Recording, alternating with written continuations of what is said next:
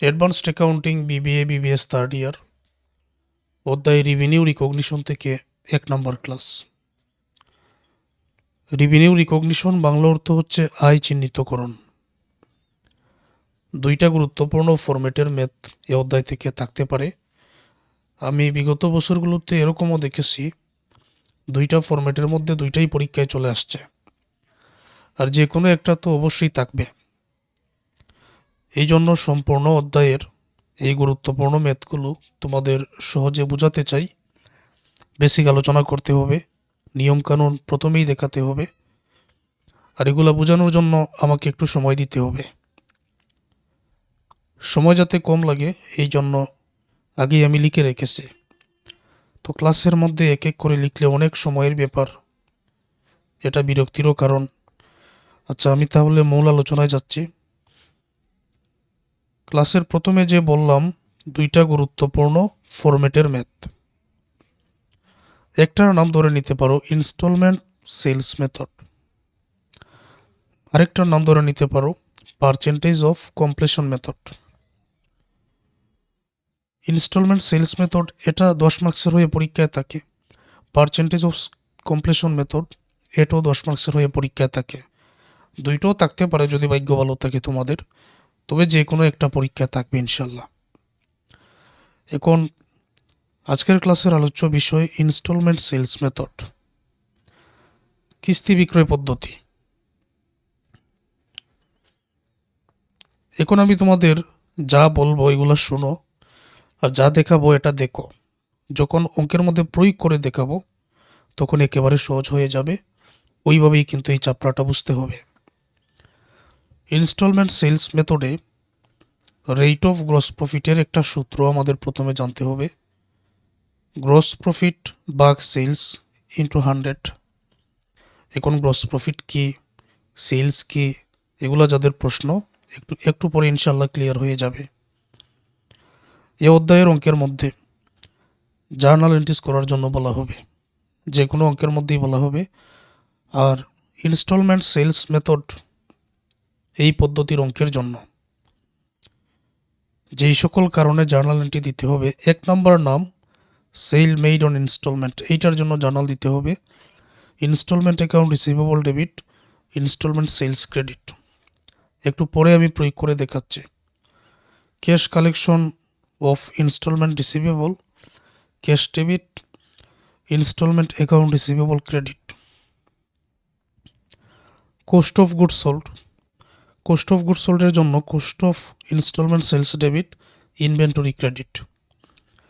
তারপর instalment sales and cost of good sold, এইটার জন্য এই জার্নাল আপাতত দেখে রাখো, আমি একটু পরে তোমাদের বুঝিয়ে দিচ্ছি। Remove from deferred gross profit the gross realise through cash কালেকশনের জন্য এই জার্নাল কীভাবে দিতে হবে একটু পরে দেখব। Close profit realise by collection, এই জার্নাল।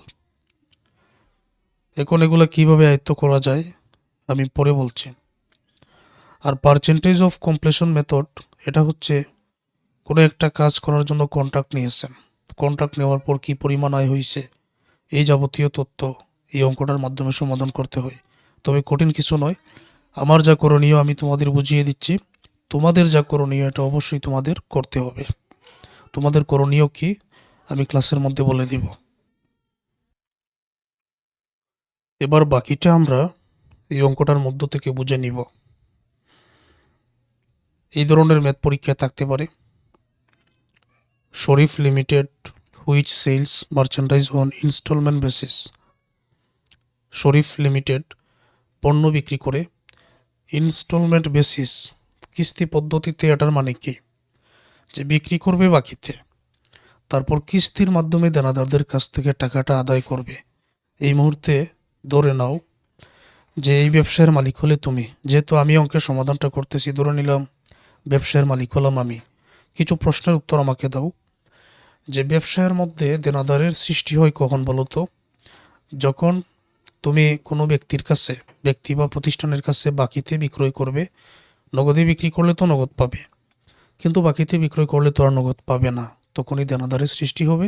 ওই ব্যক্তি তোমাকে ভবিষ্যতে টাকা দিবে। একই রকমভাবে যদি বলি পাওনাদারের সৃষ্টি কখন হয়, যখন তুমি বাকিতে ক্রয় করবে, নগদে ক্রয় করলে তো নগদ চলে যেত, আর বাকিতে যেহেতু ক্রয় করতেছো তো একজনকে টাকা দিতে হবে, ওই ব্যক্তি হলো তোমার পাওনাদার। ওই দেনাদারদের কাছ থেকে কিস্তির মাধ্যমে, ইনস্টলমেন্ট এটার মাধ্যমে যে নগদ টাকাটা আদায় করা হয়, ওই জাতীয় মেথেটা। তারপর এখানে আর যা আছে, যেমন ইয়ার এখানে দেওয়া, ইয়ার এই যে 2013 সাল, 14 সাল, 15 সাল। আমরা যদি প্রশ্ন বুঝতে পারি, প্রশ্নের সাথে সম্পর্কিত তথ্যগুলো যদি আমি তোমাদের বুঝিয়ে দিই, তাহলে ম্যাথগুলো সহজ। পরে তোমাদের কি করতে হবে, সমাধান পাওয়ার জন্য পরীক্ষা পর্যন্ত গিয়ে তো লিখতে হবে। এইটা কি করতে হবে আমি বলে দিচ্ছি, একটু লক্ষ্য করো। সেলস অন ইনস্টলমেন্ট প্ল্যান, সেলসের বাংলা অর্থ হলো বিক্রয়। তো বিক্রয় 2013 সালে 2,50,000, 14 সালে 2,60,000, 15 সালে 2,80,000। Okay. Cost of sales, cost of সেলসের আরও একটা নাম আছে, কোস্ট অফ গুডস সোল্ড। দুইটা কিন্তু একই কথা। যারা ফার্স্ট ইয়ার থেকে আমার ক্লাসগুলো দেখতেছো, ফিনান্সিয়াল স্টেটমেন্ট বা আর্থিক বিবরণী অধ্যায়ে তোমরা তো জানো যে গ্রস প্রফিট কখন আসে। যখনই বিক্রয় থেকে বিক্রিত পণ্যের ব্যয় বিক করা হবে, ঠিক তখনই গ্রস প্রফিট পাওয়া যায়। এখানে কোস্ট অফ সেলস অথবা কোস্ট অফ গুডস সোল্ড 1,50,000 13 সালের, 14 সালের 1,63,800, 15 সালের 1,82,000 আছে। আর যখনই আমরা বিক্রয় থেকে বিক্রিত পণ্যের ব্যয়টা বিক করে দিব, তখন ওই প্রতিষ্ঠানের মোট মুনাফা থাকবে 1,96,200। তারপর এখানে হচ্ছে 98,000। তারপরও যদি কোনো শিক্ষার্থী আমাকে প্রশ্ন করেন যে এই গ্রস প্রফিট পর্যন্ত এটা কিভাবে আসলো, যদি একটু ব্যাখ্যা করে বলতেন। কোনো ব্যবসা প্রতিষ্ঠান যদি বিক্রি করে আয় করতে চায়, প্রথমে ওই পণ্যটা নিজেকেই ক্রয় করে নিতে হবে। একটা পণ্য ক্রয় করা হলো 80 টাকা দিয়ে, গাড়ি ভাড়া বা মজুরি শ্রমিকের দেওয়া হলো আরও 5 টাকা। টোটাল আমি ধরে নিলাম এই পণ্যের পিছনে ব্যয় হয়েছে 85 টাকা। এই পণ্যটা বিক্রি করা হয়েছে 100 টাকা। এই যে 100 টাকায় পণ্যটা বিক্রি করা হয়েছে, এটার ব্যয় হলো 85 টাকা। তাহলে মুনাফা কত এখানে? 15 টাকা বা 15 টাকা। এই 15 টাকা হচ্ছে মোট মুনাফা। এই 85 টাকা অর্থাৎ যেটা বিক্রি 100 টাকা, এইটার পিছনে আমার কত ব্যয় হয়েছে, এটাই বিক্রিত পণ্যের ব্যয়। এটাই কোস্ট অফ সেলস অথবা কোস্ট অফ গুডস সোল্ড এটাকে বলা হয়। অর্থাৎ আমি যেই পণ্য 2,50,000 বিক্রি করেছি, এইটার পিছনে আমার ব্যয় হয়েছে 1,50,000। বিক্রিত পণ্যের ব্যয় যেটা, সম্পূর্ণ ব্যয় না, শুধু ক্রয় সংক্রান্ত প্রত্যক্ষ খরচের যে ব্যয়টা, সেটা কোস্ট অফ সেলস। বোঝাতে পেরেছি? অবশেষে মোট মুনাফা এইটা থাকে। তারপর অতিরিক্ত তথ্য, কালেকশন ফ্রম কাস্টমার অন, দেনাদারদের কাছ থেকে সংগ্রহ। কি পরিমাণ সংগ্রহ এখানে আলাদা করে দেওয়া আছে। 2013 সালের ইনস্টলমেন্ট সেলস, এই জায়গায় 2013 সালে সংগ্রহ করা হয়েছে এখানে 75,000 টাকা। তো 14 সালে এখানে 1 লক্ষ টাকা, 15 সালে এই জায়গায় আছে 50,000 টাকা। এখন 15 সালের বলতে বিষয়টা যদি আমি তোমাদের আরেকটু ক্লিয়ার করে বলতে চাই, যেমন 2013 সালের যে সেলসের টাকাটা, এটা 13 সালেই 75,000 টাকা আদায় হয়েছে। আর ওই 2013 সালের টাকাটা 14 সালে গিয়ে 1 লক্ষ টাকা আরও আদায় হয়েছে। এবং এই 2013 সালের টাকাটা 15 সালে গিয়ে আরও 50,000 আদায় হয়েছে। বিষয়টা, ধারণাটা এরকম। তারপর 2014 সালের যে বিক্রয়ের টাকাটা, এটা 14 সালে আদায় হয়েছে 1 লক্ষ, এবং এই 2014 সালের টাকা 15 সালে গিয়ে আদায় হয়েছে 1,20,000 টাকা। তারপর 2015 সালের যে টাকাটা, এটা 15 সালেই আদায় হয়েছে 1,10,000 টাকা। বোঝাতে পেরেছে? মানে 2013 সালের টাকা 13 সালে 75, 14 সালে গিয়ে 1 লক্ষ, 15 সালে গিয়ে 50,000। 2014 সালের টাকা 14 সালে 1 লক্ষ, 15 সালে গিয়ে 1,20,000। 15 সালের টাকা 15 সালেই 1,10,000 টাকা আদায় হয়েছে। কালেকশন মানে সংগ্রহ বা আদায় হয়েছে দেনাদারদের কাছ থেকে। ইনস্ট্রাকশন অথবা করণীয়, compute the realise gross profit for each of the year 2013, 14 এবং 15। Gross profit, compute the realise gross profit. Gross প্রফিটের পরিমাণ এখানে আমরা কিভাবে বাহির করি তোমরা দেখে নিও। তারপর prepare journal entries required in 2015 সালের জন্য জার্নাল এন্ট্রি দিতে হবে। Applying the instalment sales method of accounting ignore interest charge, interest charge এটা বাদ দিয়ে দিও। আর ইনস্টলমেন্ট সেলস মেথড অনুযায়ী তোমাকে জার্নাল এন্ট্রি 2015 সালের দিতে হবে। এইরকমই প্রশ্নটা করা হবে। কম্পিউট দি রিয়ালাইজ গ্রস প্রফিটের জন্য 3টা সালেরই তো আমাদের রেট অফ গ্রস প্রফিট প্রথমে বাহির করতে হবে, যার কারণে আমি রেট অফ গ্রস প্রফিটের সূত্রটা আগেই তোমাদের দেখিয়ে দিছি। নিচে বসবে সেলসের টাকা, উপরে গ্রস প্রফিট, 100 দ্বারা গুণ করে এটার রেট আমরা পেয়ে যাব। তো এক একটা বছরের জন্য আলাদা করে বাইর করতে হবে। 2013 সালের জন্য এখানে দেখো গ্রস প্রফিট 1 লক্ষ, সেলস হলো 2,50,000। তো সেলস বসে নিচে, গ্রস প্রফিটের টাকা বসে উপরে। কই থেকে জানলাম? এই যে সেলসের টাকা নিচে, গ্রস প্রফিটের টাকা বসে উপরে। 14 সালের সেলস 2,60,000 নিচে বসবে, গ্রস প্রফিট 96,200 এটা উপরে বসবে। 15 সালে সেলস 2,80,000, গ্রস প্রফিট 98,000। তো এই কাজটা কিভাবে করা হলো? এই যে দেখো details 2013, 14, 15। Rate of gross profit সূত্র ছিল গ্রস প্রফিট ভাগ সেলস ইন্টু 100। প্রত্যেকটা ইয়ারের আলাদা আলাদা করে বাহির করতে হবে। 2013 সালের সেলস 2,50,000, গ্রস প্রফিট 1 লক্ষ আমরা একটু আগে দেখেছি, ভাগ করো 100 দ্বারা গুণ করো 40% এটার রেট। 14 সালের সেলস 2,60,000, গ্রস প্রফিট 96,200, ভাগ করে মানে উপরেরটাকে নিচেরটা দ্বারা ভাগ করো ক্যালকুলেটারে, 100 দ্বারা গুণ করো 37% এটার রেট। 2015 সাল 98,000কে 2,80,000 দ্বারা ভাগ করো, 100 দ্বারা গুণ করো, তখন 35% হচ্ছে এটার রেট। এখন পরবর্তী কাজটা তাহলে কি? এবার একটা কথা মনে রেখো, এই যে আমরা রেট বাইর করলাম 2013 সালে 40%, তাহলে 2013 সালে যত ধরনের টাকা আদায় এটার রেট 40% হবে, যেই বছরই আদায় হোক না কেন। 2014 সালে 37%, তাহলে 2014 সালের যত টাকা আছে এটার রেট 37%ই আমরা নিব, যেই সালেই আদায় হোক না কেন। 2015 সালে 35%, তাহলে 2015 সালের সব টাকাগুলো আমরা কিন্তু 35%ই ধরব। আর এই 3টা করে কোন বছরে কত টাকা আদায় সেটাই আমরা লিখব। যেমন প্রশ্নে যাচ্ছি আমি সরাসরি। 2013 সালে ইনস্টলমেন্ট সেলস যেটা কালেকশন দেনাদারদের কাছ থেকে আদায়, বর্তমানে কাজ হচ্ছে এই জায়গায়। আচ্ছা, শুরুতে আছে 75,000। এই 75,000 টাকা এটা কিন্তু 2013 সালের। 1 লক্ষ টাকা যেটা এটাও 2013 সালের। 50,000 টাকা যেটা এটাও 2013 সালের। হ্যাঁ, এটা 2013 সালের, কিন্তু 75,000 আদায় হয়েছে 2013 সালে, 1 লক্ষ আদায় হয়েছে 2014 সালে, 50,000 আদায় হয়েছে 2015 সালে। আমি রেট প্রত্যেকটা 40% নিব, ঠিক আছে, কিন্তু যে সালে আদায় সেই সালের করেই টাকাটা বসাতে হবে। এবার আমি সহজ করে দিই। যেমন 2013 সালে 75,000 এটা 2013 সালে আদায় হয়েছে। 1 লক্ষ এটা 2014 সালে আদায় হয়েছে।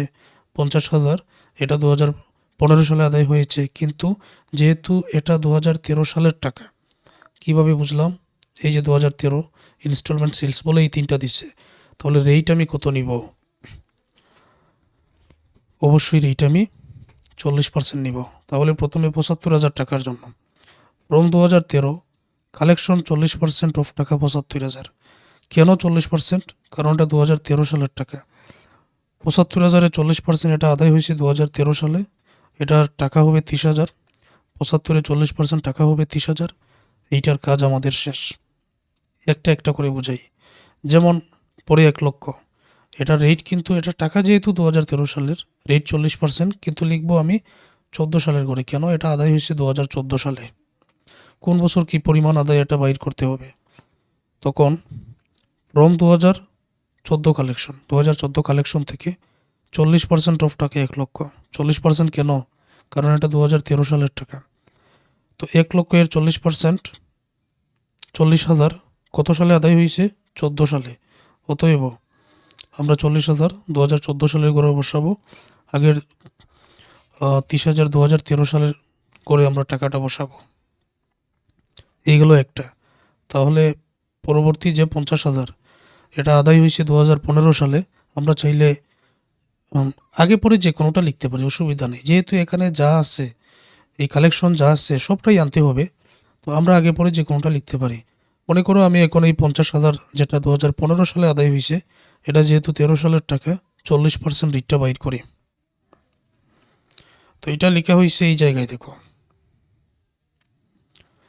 ফ্রম 2015 কালেকশন 40%, 50,000-এ 40%, আর এটা কালেকশন হয়েছে 2015 সালে। 50,000-এ 40% এই 20,000 টাকা হবে। এটা আদায় হয়েছে যেহেতু 15 সালে, তাহলে 15 সালের গড়ে টাকাটা বসাও। 2013 সালের টাকা হওয়ার কারণে সবসময় 40% দ্বারা গুণ করে বাইর করেছে, আর যেই বছরে আদায় সেই বছরের গড়ে টাকাটা বসিয়ে দিয়েছে। এবার পরবর্তী কাজগুলো আমরা করে নেই। বাকি রইল 2014 সাল ইনস্টলমেন্ট সেলস। প্রথমে 1 লক্ষ টাকা, যেটা 14 সালেই আদায় 1 লক্ষ টাকা। তো এটা যেহেতু 14 সালের টাকা, 1 লক্ষ আর 1,20,000, এই তিনটা রেট কত, এই দুইটা রেট কত হবে? 1 লক্ষ আর 1,20,000 দুইটা রেট হবে। আমরা বাইর করেছি এখানে 37%। 2014 সালে, এই যে 2014 সালের রেট হলো 37%। এখন এই 37%-এর প্রথম ফ্রম 2014 কালেকশন, এটা 14 সালের কালেকশন। 37% এই কারণে নিলাম কারণ এটা 2014 সালের। 1 লক্ষের 37% এই 14 সালেই বসাও, 37,000 টাকা। তারপর কি আছে? 1,20,000 আদায় 2015 সালে, কিন্তু রেট 37% হবে।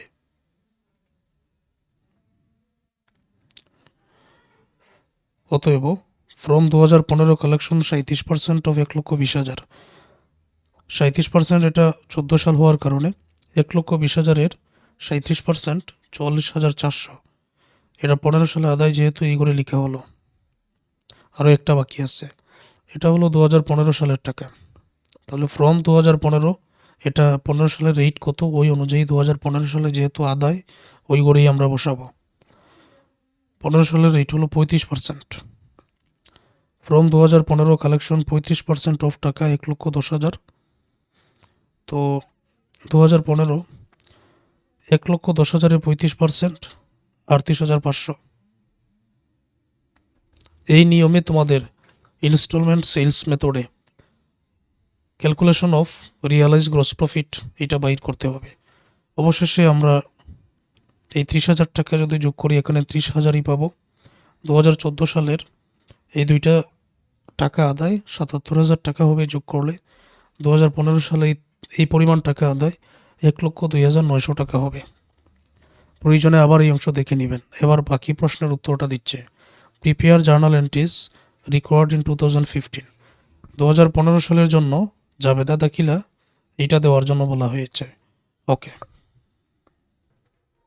ইনস্টলমেন্ট সেলস মেথডের জন্য এই জার্নালগুলো দিতে হবে। এখন কোনটাতে আমরা কোন টাকাটা নিব সেটা আমি দেখানোর পর তোমাদের একটাই কাজ, এই জার্নালগুলো তোমাদের কষ্ট করে হলেও মুখস্থ করে নিতে হবে। এটার ব্যাখ্যা তোমাদের জানার কোনো প্রয়োজন নাই, যে কিভাবে হলো এটা জানার কোনো প্রয়োজন নাই। এইটা তোমাদের মুখস্থ করে নিতে হবে, এই হলো তোমাদের করণীয়। এখন কোনটাতে কোন টাকাটা বসবে সেটা আমি বুঝিয়ে দিচ্ছি। সেল মেইড অন ইনস্টলমেন্ট মানে কি পরিমাণ বিক্রয় করা হয়েছে, কত সালের অঙ্কের সমাধান করতেছি আমরা। এখানে বলা হয়েছে 2015 সালের। তো যাও 2015 সালে, 15 সালে সেল অন ইনস্টলমেন্ট প্ল্যান কত টাকা? 2,80,000 টাকা। তাহলে এই সেলের জন্য কি জার্নাল দিতে হবে?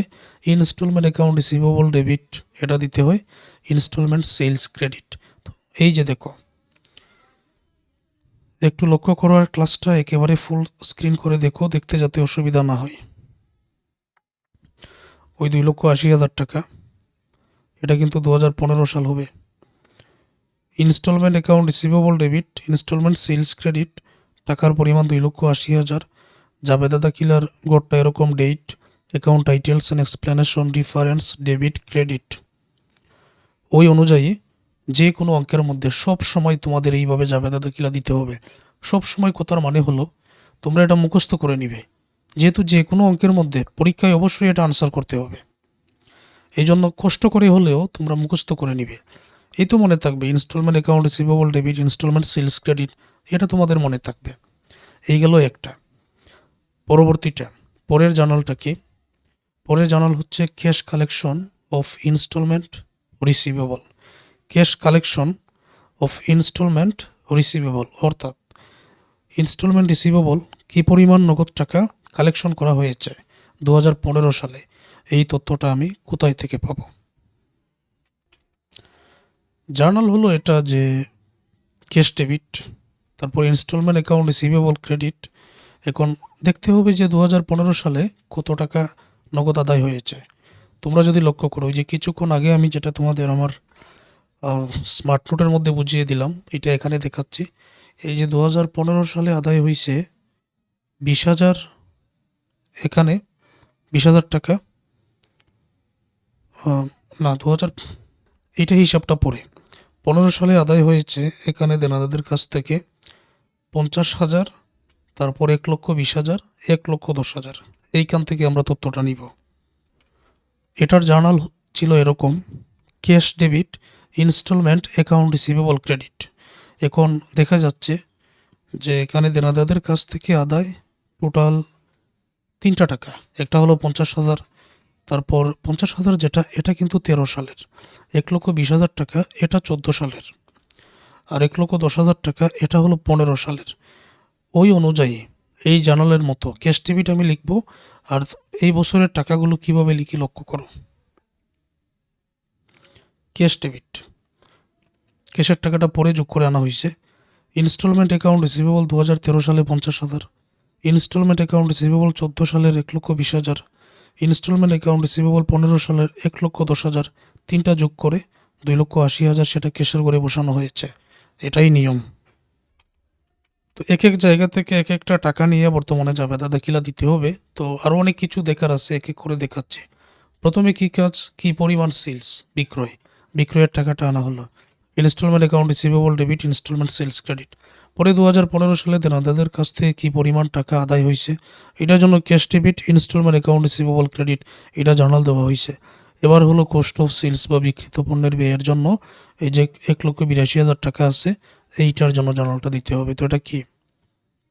কোস্ট অফ গুডস সোল্ড বা বিক্রিত পণ্যের ব্যয়ের জন্য জার্নাল হচ্ছে cost of instalment sales debit inventory credit, মনে রেখে দিও। আর টাকার পরিমাণ আছে 1,82,000 টাকা।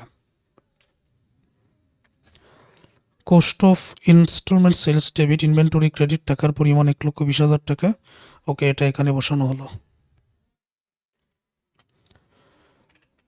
পরবর্তী journal, instalment sales and cost of goods সোল্ডের জন্য জার্নাল দিতে হয়। যেমন ইনস্টলমেন্ট সেলস ডেবিট, এটা সেলসের ঘরে আমরা সেলসের টাকাটাই বসাবো। Cost of goods sold credit, এটা কোস্ট অফ গুডস সোল্ডের টাকাটাই নিয়ে আসবো। আর deferred gross profit on instalment sales credit, এখানে গ্রোস প্রফিটের টাকাটা নিয়ে আসবো। কোথায় থেকে? 2015 সালের সেলসের টাকা এই জায়গায় আছে 2,80,000, কোস্ট অফ গুডস সোল্ডের টাকা 1,82,000, গ্রোস প্রফিটের টাকা আছে 98,000। এই তিনটার সমন্বয়ে বর্তমানের জার্নাল।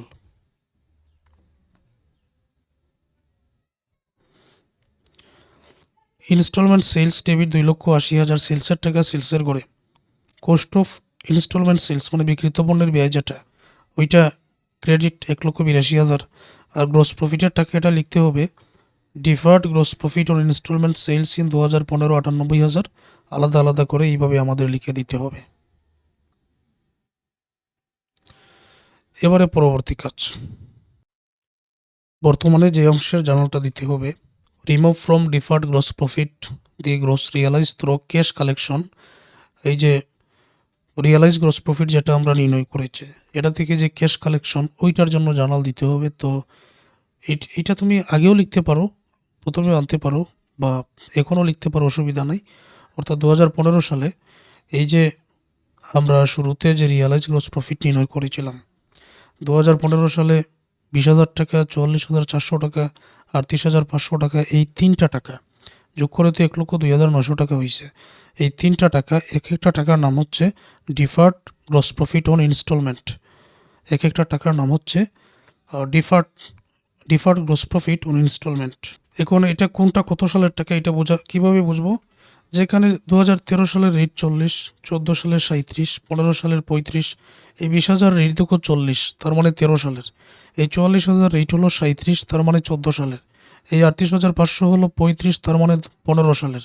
এই টাকাটা নিয়ে এই যে দেখো, শুধু মনে রাখতে হবে একটু কষ্ট করে, এই অধ্যায়ে এটাই তোমাদের কাজ।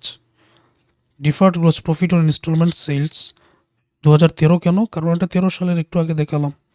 একই কথা বলে deferred gross profit on instalment sales 14 সালের, এত একই কথা বলে 15 সালের টাকাটা নিয়ে আসো, তিনটা যোগ করে 1,02,900 হবে। এটাকে বলা হয় realise gross profit on instalment sales. একটু কষ্ট করে মনে রাখতে হবে তোমাদের, এটা তোমাদের কাজ। এবং ফাইনালি তোমাদের যে জার্নালটা দিতে হবে, অর্থাৎ এই যে ম্যাথটা আমরা করেছি, এটা ক্লোজ করে দিতে হবে। To close profit realise by collection 2015 সালের যেহেতু সমাধান করতেছি, এটা ক্লোজ করার জন্য নির্দিষ্ট জার্নাল হচ্ছে realise gross profit on instalment sales debit income summary credit. Realise gross profit on instalment sales debit 1,02,900, income summary credit 1,02,900। To close profit realise by collections. এই যে একটা ম্যাথ ভালো করে বুঝলে, এখন এই নিয়মের বাকি 5টা ম্যাথ তুমি নিজে থেকেই সমাধান করতে পারবে। তারপরও যারা পেইড কোর্সে ভর্তি আসো, ধারাবাহিক আমার ক্লাস আগে দেখো, তারপর নিজেরা প্র্যাকটিস করো। যত বেশি হাতে কলমে প্র্যাকটিস করবেন তত পারবেন। এটা কিন্তু বিবিএ বিবিএস এর পড়া। ওকে।